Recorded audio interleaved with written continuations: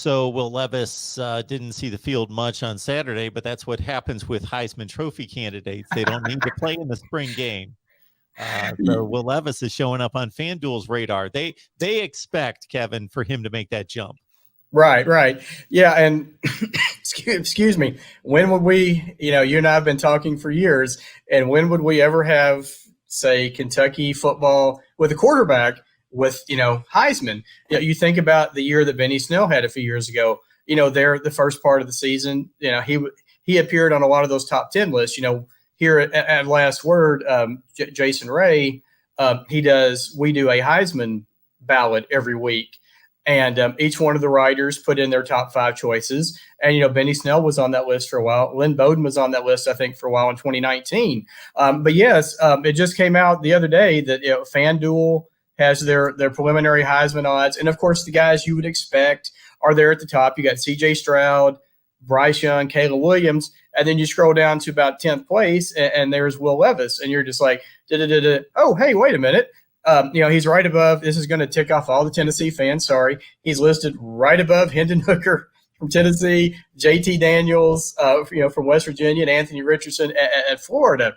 So, again, it just goes along with that mindset that we've been talking about that, Kentucky with the new Rich Scangarello offense, which is not going to be that much different, I don't think, than the Liam Cohen offense. Big things are expected this year. If he cuts down on the interceptions, I think he's got a big, chance, 3,000 yard season with, probably 30 more touchdowns. And of course, he's also a great running threat. So, but yeah, it was just kind of funny to scroll down that list and you see all the guys you would think to see on that list. And then, and there's Levis. So as you said, obviously there is some buzz with him, heading into the season, which is pretty dang exciting because I saw this the other day. I wanted to share this. Kentucky, you think about all the quarterbacks they've had recently. Kentucky hasn't signed a consensus, I think, top 300 quarterback since Drew Barker coming out of high school in 2014.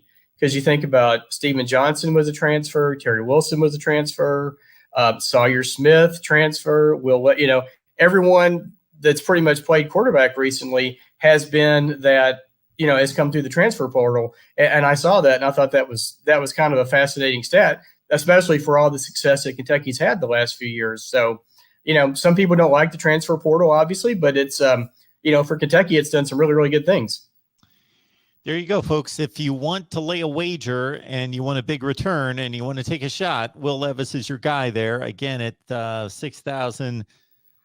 So that would mean that if you put down $100, you make 6,000. No, you make 600. Yeah.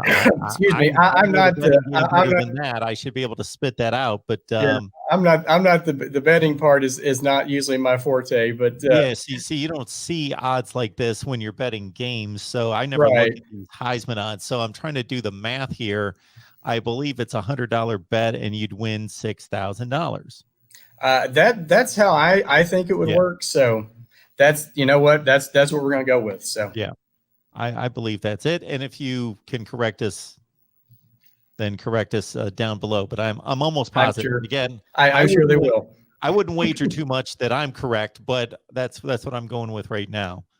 So there it is.